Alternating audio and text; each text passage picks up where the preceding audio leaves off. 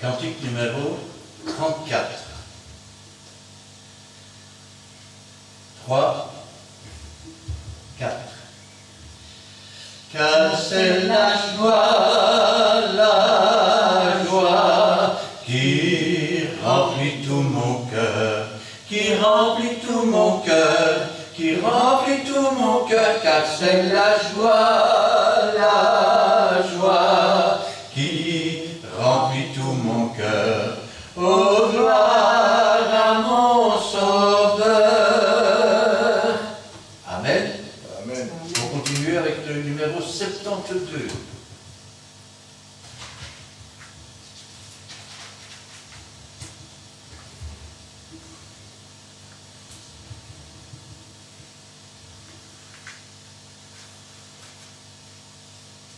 Quatre, 16. Dieu est pour nous un refuge et un appui, un secours qui ne manque jamais. C'est pourquoi nous sommes sans crainte, nous sommes sans crainte, nous sommes sans crainte. Quand la terre est bouleversée, que les flots se déchaînent, que les montagnes chancellent au cœur des mers.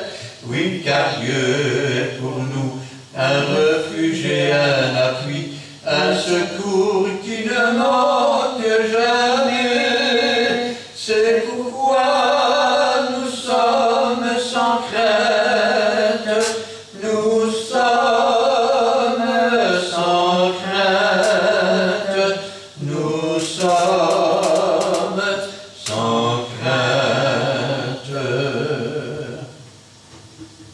Et enfin le numéro 14. Petit cœur numéro 14.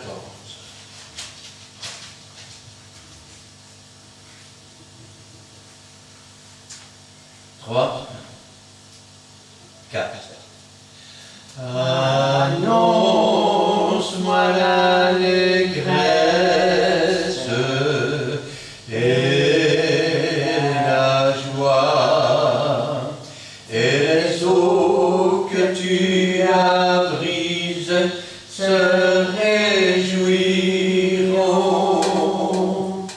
Annonce-moi l'allégresse et la joie, et les eaux que tu as brisées se réjouiront.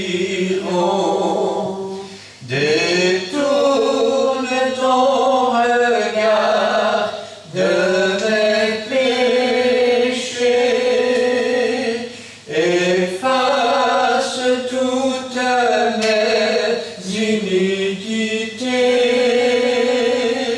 Oh Dieu, crée en moi un cœur pur, et les eaux que tu as brisées se réjouiront. Amen. Amen. Cet après-midi, j'aimerais bien surprendre la parole de Dieu avec vous. Et on va parler d'un sujet un peu particulier. Nous allons parler d'un personnage dont finalement on ne connaît pas grand-chose, dont on ne parle pas souvent. Alors, pour ça, j'aimerais prendre avec vous le livre d'Ésaïe, prophète Ésaïe, chapitre 14,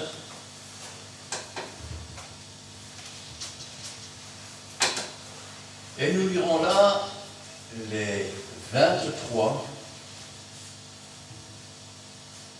premiers versets. Je vais demander à Gina de remettre la parole du Seigneur entre ses mains et je vous ferai la lecture. Merci Seigneur pour ta parole que tu as préparée aujourd'hui pour ton peuple. Viens-la bénir. Et face aussi ton serviteur que tu t'es choisi. Parle à travers sa bouche, mon Dieu. Et dispose nos cœurs afin que nous puissions recevoir entièrement cette parole, l'accepter, la méditer, mais surtout la mettre en pratique. Gloire, puissance, honneur te soit rendu dans les siècles des siècles. Amen. Amen. Aujourd'hui, nous allons parler de Satan. Nous allons parler du serpent ancien, du dragon des derniers temps. Et nous allons voir au travers de l'histoire que Dieu a toujours pourvu et prévu pour chacun d'entre nous. Il nous est dit, à partir du verset 3, chapitre 14, à partir du verset 3.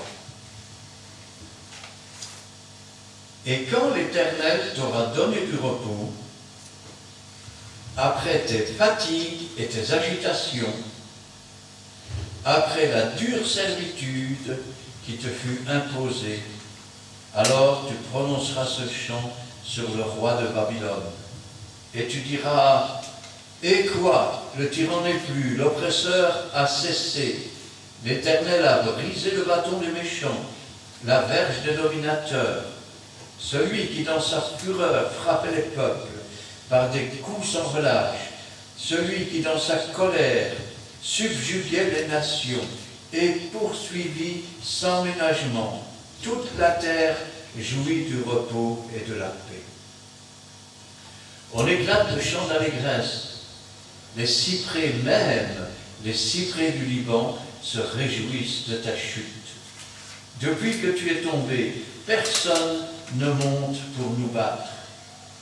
Le séjour des morts s'émeut jusque dans ses profondeurs pour t'accueillir à ton arrivée. Il réveille devant toi les ombres, tous les grands de la terre. Il fait lever leur trône tous les rois des nations. Tous prennent la parole pour te dire, toi aussi tu es sans force comme nous, tu es devenu semblable à nous, ta magnificence est descendue dans le séjour des morts, avec le son des luttes, sur toi une couche de verre, les vers sont ta couverture,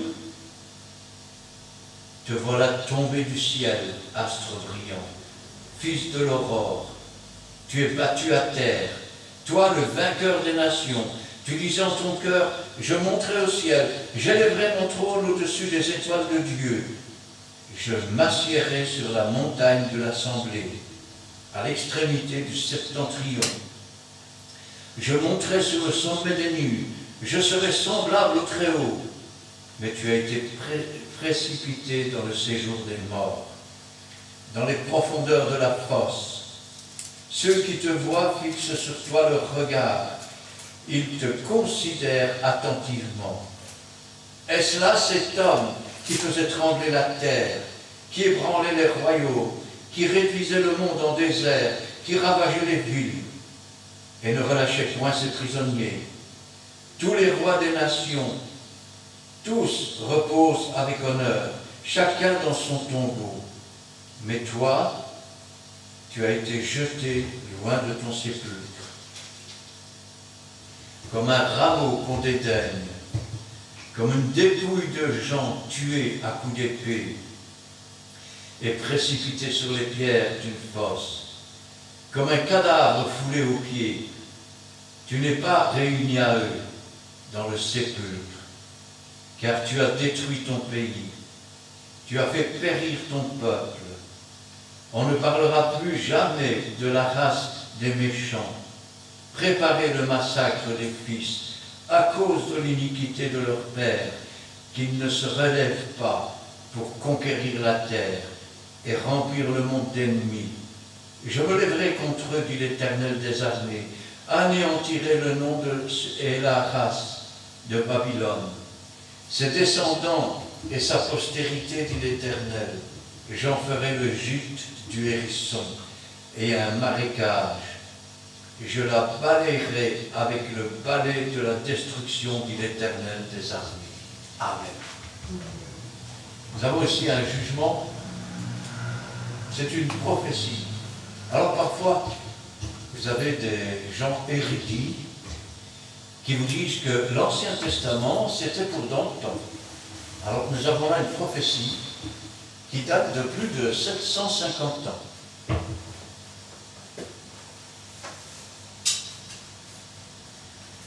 Cette prophétie est une allégorie. Ça veut dire quoi? Ça veut dire que c'est une histoire qui veut nous faire comprendre autre chose. Je m'exprime. Par exemple, dans les lettres aux églises, qu'est-ce que le Seigneur dit? Je sais que c'est là que se trouve le trône de Satan. Et il parle d'une église. Alors, quand il parle ici de Babylone, en fait, Babylone, c'est la ville de la prostitution. Babylone, c'est la ville où l'on construit une tour pour essayer d'atteindre le ciel. On n'atteint pas le ciel par l'esprit, mais par la force, par la puissance. Alors que Dieu dit ni par force, ni par puissance, mais par mon esprit. Alors, le roi de Babylone ici, c'est une image du diable. Mais revenons à l'histoire du diable. D'abord, il faut remonter des millénaires en arrière, voire peut-être des millions d'années, parce que nous n'avons pas de date exacte. Ce que nous savons, c'est que Dieu est de toute éternité. Et que Dieu a créé les anges. Alors, quand Dieu a créé les anges, il n'existait pas encore un grain de poussière. La terre n'existait pas. Et, chose étrange, c'est que déjà, alors que la terre n'existait pas, alors qu'il n'avait encore rien fait, nos noms étaient inscrits dans le livre de vie. Ça veut dire que tout ce dont nous parlons maintenant fait partie d'un plan. Un plan élaboré par Dieu le Père lui-même. Alors, ce plan, il est incroyable. Incroyable dans la mesure où Dieu, sa capacité est de voir le présent, d'aller dans le futur et de, je vais dire, modifier les temps et les circonstances. Ce qui veut dire que quand Dieu a fait des anges, il était déjà allé voir dans le futur. Et il savait, il avait déjà la connaissance du bien et du mal pour l'avoir subi dans le futur. Rappelez-vous, c'est cette même phrase qu'utilisera le serpent ancien devant Ève.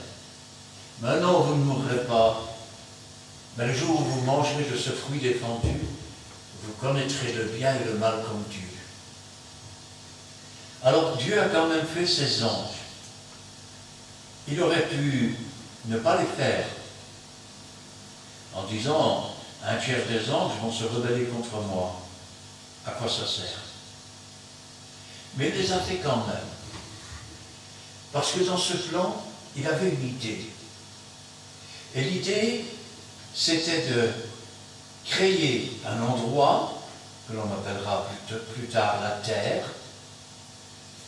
et un jardin que l'on appellera paradis, dans lequel il allait créer un homme et une femme à sa ressemblance. Et que cet homme, il allait le placer dans le jardin d'Éden pour le cultiver. Ces anges qu'il créait bien longtemps avant la création du monde étaient ces mêmes anges qui, au jour de la résurrection, lorsque le Saint-Esprit allait rendre la vie à nos corps mortels, allait venir et nous emmener dans le ciel pour être toujours avec le Seigneur. Car déjà, avant de faire quoi que ce soit, il avait déjà fait ses moissonneurs. Il savait que ces anges camperaient autour de ceux qui le craignent, les arracheraient au danger. Pouvait-il renoncer à son plan parce qu'il savait qu'il y aurait eu une trahison? Et c'est ce qui est arrivé. Au bout d'un moment, un ange, un chef des anges, qui s'appelle Astre brillant, dont on parle dans ce récit, s'est révolté contre Dieu. Il s'est révolté parce qu'il voulait être comme Dieu. Aujourd'hui, parfois dans les églises, il y a aussi des pasteurs qui veulent être comme Dieu. C'est moi qui décide. Et c'est moi qui prends l'autorité. Et c'est moi qui dis comment faire. Alors, il est évident que être égal à Dieu, c'est pas interdit. Vous me direz, je ne comprends pas. Il y a deux façons d'être égal avec Dieu. Il y a la façon dont Astre brillant va s'y prendre. Il ne veut pas être égal avec Dieu. Il veut supplanter Dieu. Il veut prendre la place de Dieu. Il veut jeter Dieu dehors. La façon légale de devenir comme Dieu, c'est de se tourner vers Dieu. Et au lieu de porter l'image du charnel, du terrestre, de la dégringolade spirituelle, Dieu nous invite à nous élever jusqu'à nous asseoir dans les lieux célestes. Rappelez-vous ce qui est marqué dans la Bible. Tel il est, tel nous serons. Tout disciple accompli semblable à son maître. Or, le maître, c'est Dieu le Fils. La Bible appelle ceux qui sont parvenus à la connaissance de sa parole des dieux, avec un petit d. Alors, voilà donc les deux façons de devenir égal avec Dieu. Mais il n'a pas choisi la bonne. Il a dressé un tiers des anges contre Dieu lui-même. Et il a perdu la bataille. Dieu a alors créé un abîme. Un abîme, c'est quoi? C'est un fossé entre deux mondes. Comme il est écrit dans l'histoire du riche et du pauvre, afin que ceux qui étaient dans le sein d'Abraham n'aillent pas de l'autre côté, ceux qui sont de l'autre côté ne puissent pas aller dans le sein d'Abraham. Remarquez, l'abîme a grandi, puisque quand il a emmené les captifs sur les hauteurs, la distance entre les deux s'est encore agrandie. Mais après cette révolte, après que les anges ont été battus, ils ont quitté leur demeure première. C'est-à-dire qu'ils ne pouvaient plus arborer un corps d'ange. Et donc, ils sont devenus des esprits errants, des masses noires volatiles. Et voilà qu'ils furent jetés dans cet endroit. Dans cet endroit qu'on appelle, comme je l'ai dit il y a quelques secondes, l'abîme. Ensuite, Dieu a créé la terre. Il a créé tout ce qui concerne la terre. Et remarquez les premières paroles avant la création de la terre. Au commencement, Dieu dit que la lumière soit. Ce n'était pas une création, c'était la manifestation de la véritable lumière qui éclaire tout homme venant dans le monde. Et je vais dire, nous avons contemplé sa gloire comme la gloire du Fils unique venu du Père. Et puis on nous dit que l'Esprit de Dieu se mouvait au-dessus des eaux. Et on ajoute qu'il y avait des ténèbres à la surface de l'abîme. Ces ténèbres étaient en fait des esprits méchants. Les mêmes esprits méchants qui, en Égypte, ont envahi le pays d'Égypte, pendant lesquels il a fait nuit pendant 3 jours, 3 nuits, où le soleil, ni la lune, ni quoi que ce soit n'est apparu, où les ténèbres étaient tellement compactes qu'on pouvait les toucher à la main. Ainsi en est-il de ces esprits méchants. Voilà donc, ils ont été jetés là-bas. Puis Dieu fait la terre et il décide de donner une chance à Astre Brillant. Seulement, il a créé entre-temps un homme. Cet homme est à l'image, à la ressemblance de Dieu. Il est pur, parfait, il est saint. Il peut manger de tous les arbres qu'il y a dans le jardin, à l'exception de celui de la connaissance du bien et du mal. Parce que quand il n'y a aucun mal en nous, la seule façon d'avoir la connaissance du mal, c'est de le pratiquer. Dieu lui avait cette connaissance, mais pour l'avoir subie de la part d'Astre Brillant et de ses anges déchus. Alors, il lui a donné la possibilité de vivre, mais sous la forme d'un animal. Or, l'homme devait dominer sur tous les animaux des champs. Ça veut dire que l'homme était le roi de la terre. Et puis, ce serpent va séduire Ève. Pourquoi il va séduire Ève et pas Adam? Parce qu'il savait que si la grâce n'est donnée qu'à ceux qui se repentent, génération par génération, c'est-à-dire si la génération suivante ne se repent pas, elle ne l'a pas. Si la génération d'après se repent, elle l'a. Le péché, lui, est héréditaire. Tout ce qui est ténébreux est héréditaire. Tenez par exemple une sorcière, eh bien, il faut dire que ses enfants ou ses petits-enfants vont hériter, soi-disant, ses dons. Même chose pour la voyante. Alors, voilà donc où on en est. Elle va écouter la voix du serpent, et du coup, nos ancêtres vont être chassés du jardin d'Éden. Il a vaincu l'homme et la femme. Vous savez, quand on se met sous la direction de quelqu'un, cela veut dire aussi qu'on a perdu l'autorité. C'était eux qui devaient commander aux animaux et aux serpents. À partir de ce jour-là, la terre ne leur donne plus les fruits. Ils poussent des ronces, ils poussent des épines. Rappelez-vous que c'est ce qui souvent étouffe la parole de Dieu. Et puis, c'est à la sueur de son front qu'il va manger son pain. Le temps va passer et le diable a un plan. Son plan, il est simple. Communiquer le péché à tous les hommes pour les séparer de Dieu, pour essayer d'affaiblir Dieu par le chagrin. Et on dit, tu ne comprends pas. Il n'y a plus de joie pour un pécheur qui se repent, mais il y a des larmes dans le ciel pour un pécheur qui descend dans le séjour des morts. Et cela va durer. Ça va durer. De pire en pire.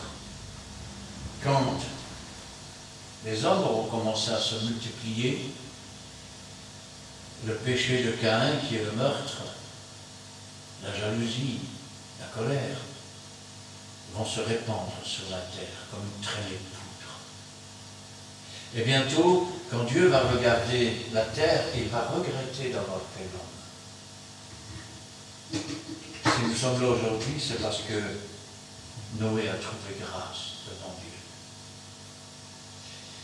Mais avant ces choses, il faut savoir que ces esprits méchants, ces fils de Dieu, qui parfois venaient rendre visite à Dieu, et au milieu d'eux se trouvait Satan, eh bien, ces anges déchus vont voir que les femmes sont jolies.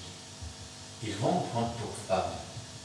Ça va être ces géants qui ont été fameux dans le temps. Il existe dans toutes les parties du territoire de la terre les récits de ces géants.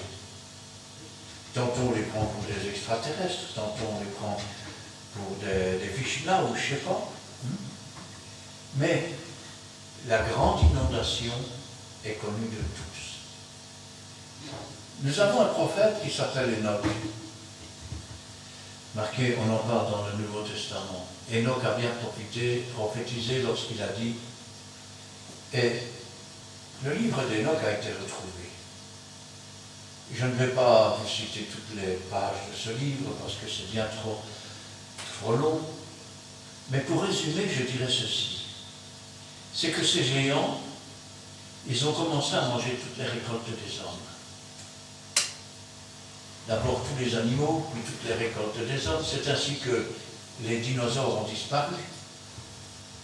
Puis ils ont mangé les récoltes des hommes. Puis ils ont commencé à manger les hommes. Et les hommes ont commencé à se manger entre eux. Dieu a vu la méchanceté qu'il y avait sur la terre. Et Noé a trouvé grâce. Heureusement, parce que sinon nous ne serions pas là aujourd'hui.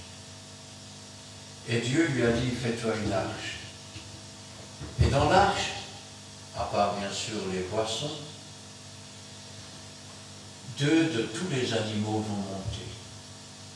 Et vous remarquez que dans 2 de chacun de ces animaux, il n'y a déjà plus aucun dinosaure. Parce qu'ils ont été détruits par la civilisation ancienne, par les géants. De même, aujourd'hui, nous assistons à la dernière extinction, celle qui va amener le monde à la famine.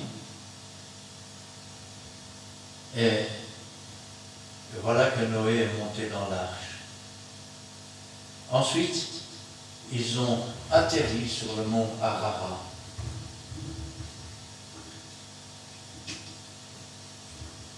Et les populations ont continué à grandir, à se multiplier. Aujourd'hui, nous entrons dans ce qu'on appelle les temps difficiles. Tout cela est orchestré par le diable et par ses démons. Quel est le but du diable et de ses démons? Il veut que les Russes et les Chinois détruisent l'Amérique, que l'Amérique détruise les Russes et les Chinois, que les Européens détruisent, et que le monde soit complètement détruit. Ils veulent que l'humanité tout entière soit réduite à se manger les uns les autres, à se détruire les uns les autres. Dans ce chaos, apparaît alors un homme que l'on appelle l'Antéchrist, avec lui un faux prophète. Il va séduire toutes les nations, j'ai bien dit toutes les nations. Il va séduire tous ceux qui se disent chrétiens et n'ont pas l'Esprit de Dieu. Il va séduire tous ceux de toutes les religions où la parole de Dieu n'est pas respectée, où l'Esprit de Dieu ne se trouve pas. Et ils vont fonder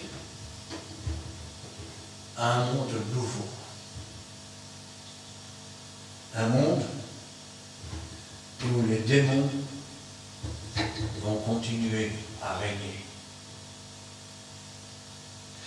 Jusqu'au jour où les chrétiens sont emmenés à Jérusalem. Et toujours poussés par le diable, ils sont égorgés. Toutes les nations sont dans la joie. Et même Israël est contente. Parce qu'elle s'est laissée duper et tromper par cet Antéchrist, qui est animé de l'esprit même de Satan. Et 3 jours plus tard, la voix de l'archange se fait entendre. Le signal est donné par Dieu. Les morts en Christ ressuscitent premièrement. Et nous, les vivants qui sommes restés, nous sommes transformés en un instant et les anges viennent nous chercher et nous partons à la rencontre du Seigneur. À ce moment-là, une partie d'Israël se rend compte qu'elle a été trompée. Pourquoi? Parce que cet Antéchrist a dit que c'était la fin de ce Dieu-là, la fin de la religion, que tous ces hérétiques ont été liquidés, qu'il n'y a plus rien, et que leurs cadavres sont là. C'est la preuve, sauf que les cadavres, ils se tiennent sur leurs pieds, ils s'en vont au ciel, et aux yeux de tous. Alors Israël comprend que celui qui se fait passer pour le Fils de Dieu n'est pas le Fils de Dieu, et qu'il y a une autorité dans le ciel au-dessus de lui. C'est alors que 12 000 de chaque tribu vont se diriger dans le désert pour un lieu que Dieu a préparé pour eux, pour un temps de temps et la moitié d'un temps. Pendant ce temps, dans le ciel, ont lieu les noces de l'agneau. Et pendant les noces de l'agneau, il se trouve un homme qui n'a pas revêtu l'habit de noces. Cet homme, c'est le serpent ancien, le dragon des derniers temps, le diable. Le maître dans la maison entre. Il le regarde et lui dit: comment se fait-il que tu n'as pas d'habit de noces? Comment es-tu entré ici? Et pour la première fois, depuis des millénaires, sa bouche va rester fermée. Il était déjà à l'œuvre quand il voulait récupérer le corps de Moïse, quand il voulait récupérer le corps de Josué, quand il accusait Job. Mais là, sa bouche a été fermée, le grand accusateur des frères. Et le maître dit à ses serviteurs: liez-lui les mains et les pieds, jetez-le dehors. C'est alors que le dragon a été précipité du ciel. C'est alors qu'il est tombé sur la terre et qu'il est dit: malheur à la terre, car le diable est descendu, il sait qu'il en a pour peu de temps, il va se déchaîner. Il va se déchaîner. Il va d'abord essayer d'entraîner toutes les nations pour détruire le reste d'Israël, c'est-à-dire 12 000 de chaque tribu, 144 000. Mais ils vont se diriger vers le mont des Oliviers. Et c'est alors que le Seigneur va descendre du ciel. C'est alors que dans la vallée de Josaphat, c'est-à-dire la vallée du jugement, il va presser le raisin de sa colère. Le sang va gicler jusqu'à 300 km à la ronde. Et il établit son règne. C'est alors aussi que dans l'Apocalypse, je vais le prendre, verset 1, puis je vis descendre, chapitre 20, verset 1, puis je vis descendre un ange qui avait la clé de l'abîme et une grande chaîne dans sa main. Il saisit le dragon, le serpent ancien, qui est le diable et Satan. Il le lia pour 1000 ans et le jeta dans l'abîme, ferma et scella l'entrée dessus, afin qu'il ne séduise plus les nations jusqu'à ce que les 1000 ans fussent accomplis. Après cela, il faut qu'il soit délié pour un temps. Et c'est ce que nous venons de lire dans Ésaïe. Te voilà tombé du ciel, astre brillant. Verset 12. Tu as été battu à terre. Toi, le vainqueur des nations, tu disais en ton cœur: je monterai au ciel, j'élèverai mon trône au-dessus des étoiles de Dieu, je m'assirai sur la montagne de l'assemblée, à l'extrémité du septentrion. Je monterai sur le sommet des nues, je serai semblable au Très-Haut.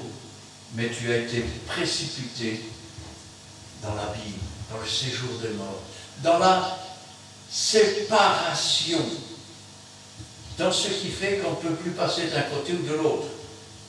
Et il a été lié, attaché. Le temps va passer. Et c'est un peu ce que nous disait le début du chapitre. L'Éternel aura pitié de Jacob, il choisira encore Israël. Il les rétablira dans leur pays.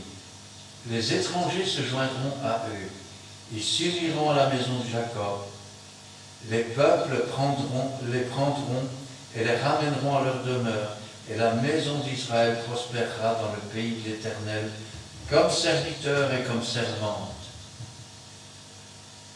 Et quand l'Éternel aura donné du repos après tes fatigues et tes agitations, et après ta dure servitude qui te fut imposée, alors tu prononceras ce chant sur le roi de Babylone et tu diras: et quoi, le tyran n'est plus, l'oppression a cessé.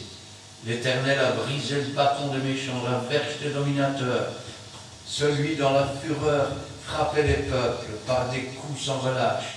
Celui qui dans sa colère subjuguait les nations et poursuivait sans ménagement toute la terre jouit du repos et de la paix. C'est le millénium. Jésus-Christ va régner pendant 1000 ans. Et si nous sommes devenus des enfants de Dieu, si nous avons une part à cette première résurrection, nous reviendrons avec Jésus et nous régnerons avec Jésus. Mais voilà, sur cette terre pendant les 1000 ans, il n'y a plus aucune puissance pour faire le mal. Ça veut dire que même si vous auriez envie de faire mal, vous en êtes empêché, comme lié, un peu comme le diable. Tant que le diable est lié, rien ne peut se passer. Alors, quand les 1000 ans seront terminés, on va délier cet astre brillant, cet ange déchu, cet animal. Et puis, il va soulever des nations, deux, la nation de Gog et la nation de Magog. Et ils vont investir le camp des saints. Vous me direz, mais attendez, le camp des saints, mais Jésus est là au milieu. Et ils vont rentrer dedans, ils vont commencer à prendre du terrain. Ils penseront être sur le point de remporter la victoire. C'était sans compter sur une opération finale. Dieu lui-même, Dieu le Père, celui qui est un feu qui dévore, va descendre sur son grand trône blanc. C'est ce que les siècles ont appelé le jugement du grand trône blanc. C'est alors que la mort va rendre ses morts, que le séjour des morts va rendre ses morts.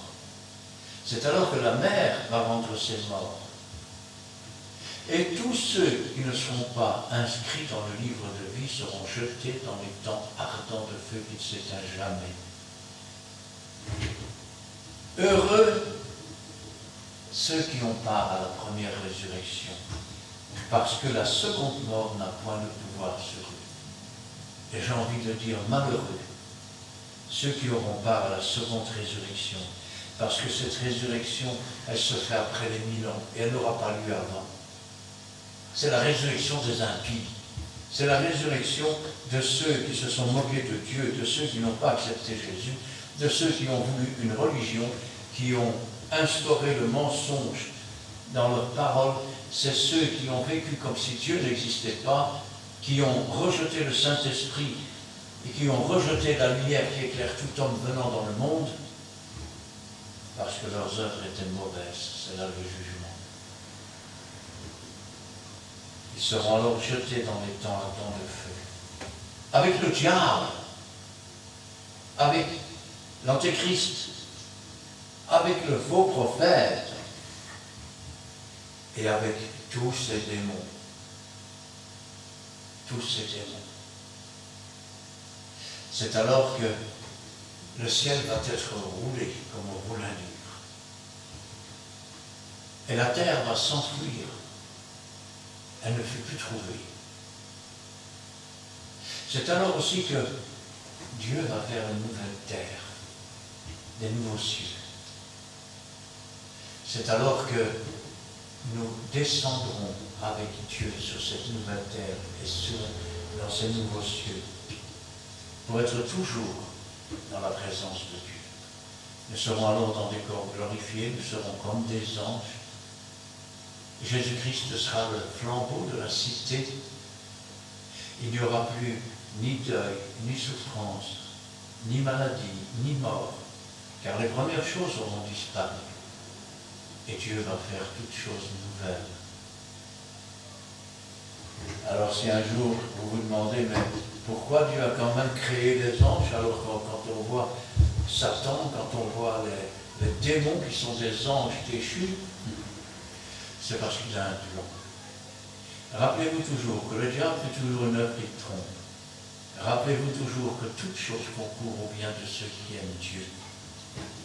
Rappelez-vous toujours que heureux serez-vous lorsqu'on vous persécutera, lorsqu'on vous outragera à cause du nom du Seigneur. Parce que c'est ainsi qu'on a traité les prophètes qui étaient avant vous. Nous allons entrer, même dans cette année déjà, nous allons commencer à entrer dans des temps plus difficiles que l'année d'avant. Vous savez, tout à l'heure, je me tenais en prière et j'ai vu des choses.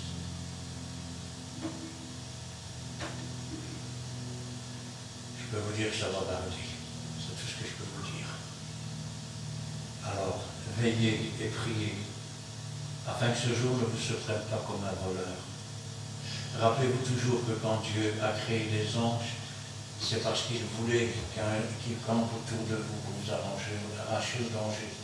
Il voulait que ces anges puissent vous emmener dans le ciel, afin que vous échappiez à ce qui va arriver pour cette terre. Le soleil brûlera les hommes. On a déjà commencé, hein? Ça commence déjà, hein? Et puis, il va se passer des choses tellement effroyables que des hommes mourront. Oh, pas parce qu'on les a frappés ou quoi que ce soit, hein. Ils mourront de terreur à la pensée de ce qui va arriver pour la terre. De ce qui va arriver pour la terre. Déjà, comme nous le chantions tout à l'heure, la terre est bouleversée. Les montagnes chancellent au cœur des mers. Le soleil commence à brûler les hommes. Les récoltes sur la terre sont de moins en moins abondantes.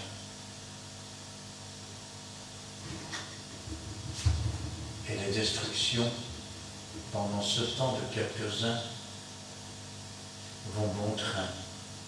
On se nargue. On se bouscule.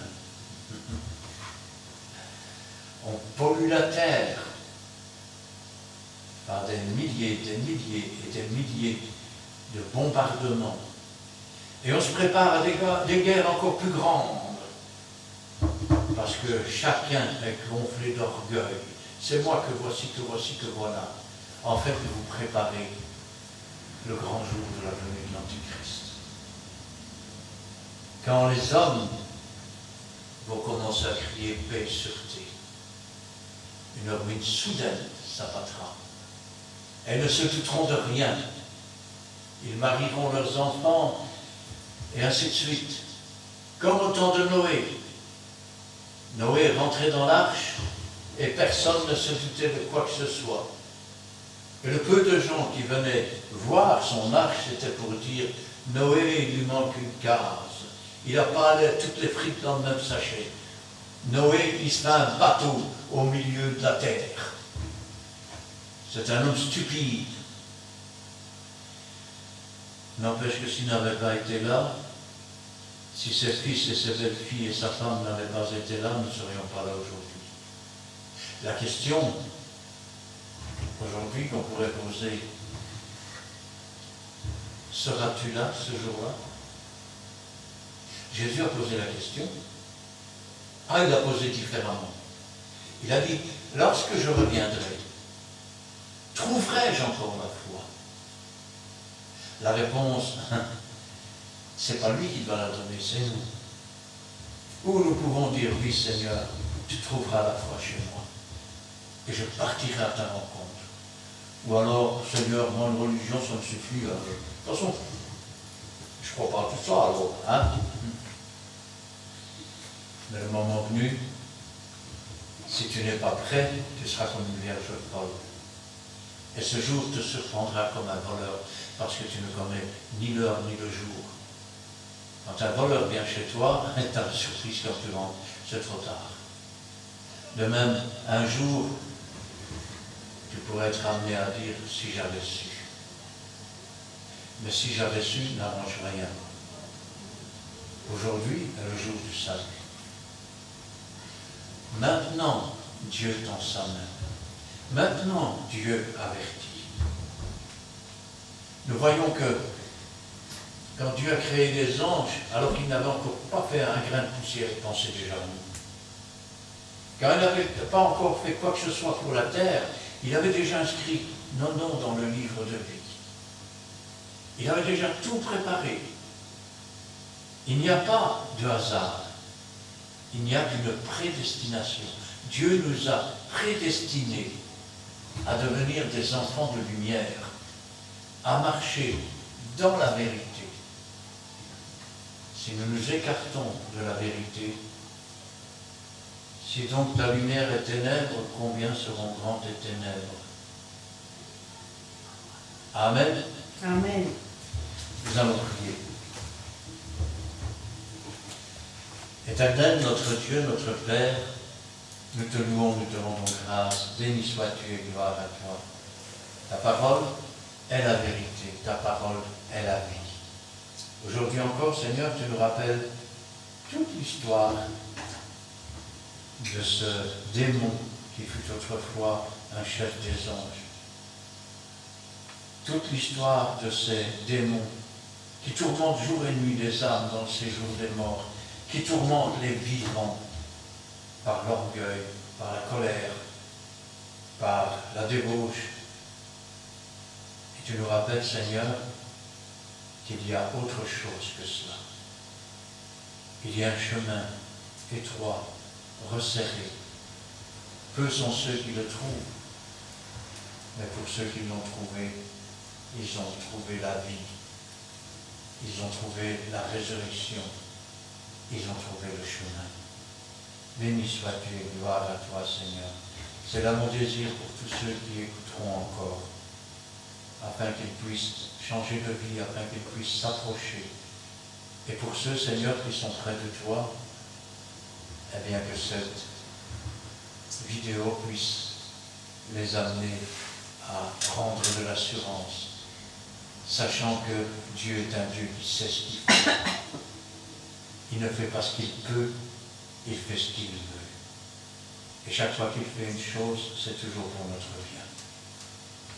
Gloire au Père, gloire au Fils et gloire au Saint-Esprit. Amen. Amen. Merci. Nous te bénissons pour cette parole.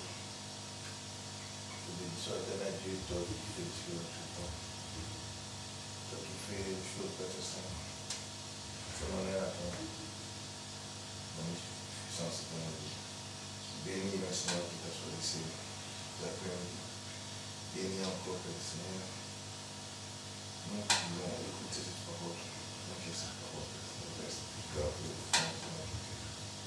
Soyez le Père Saint-Dieu. Bénis notre chemin de Dieu. Sanctifie en fait ton nom puissant. Soyez éternel Dieu. C'est notre récit éternel Dieu qui étudie encore.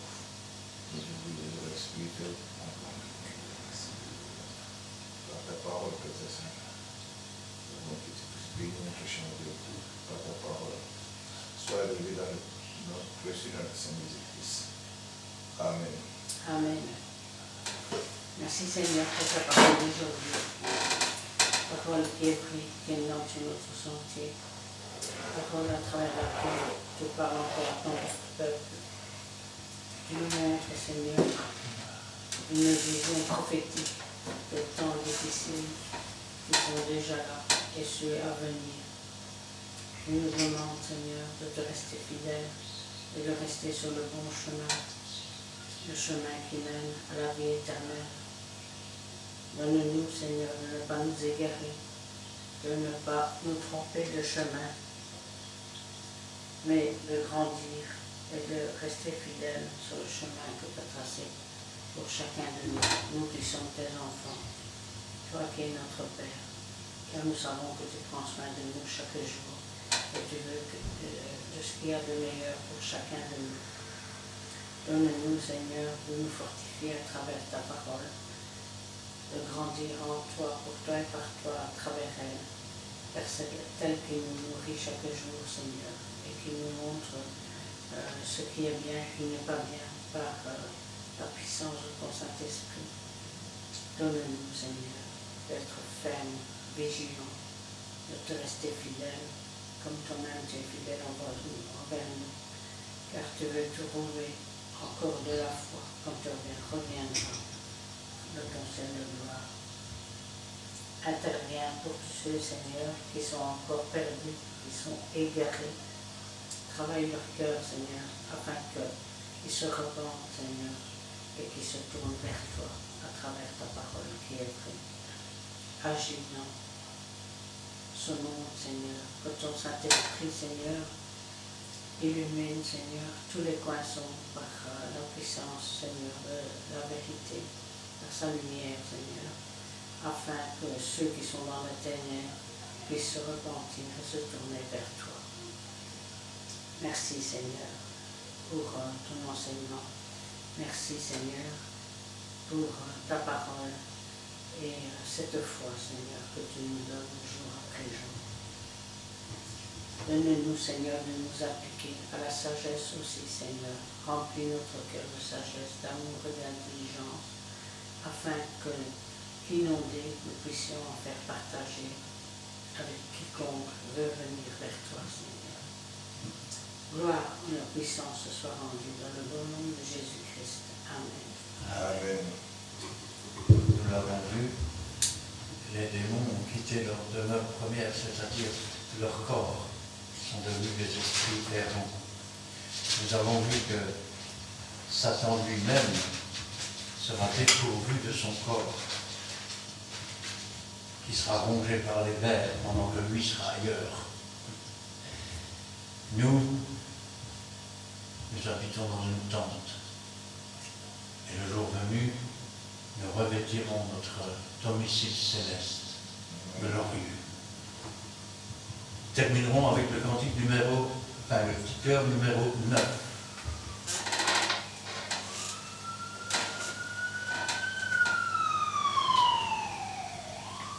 3,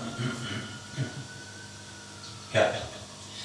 À la fin de mon voyage, je serai couronné, je serai couronné, je serai couronné.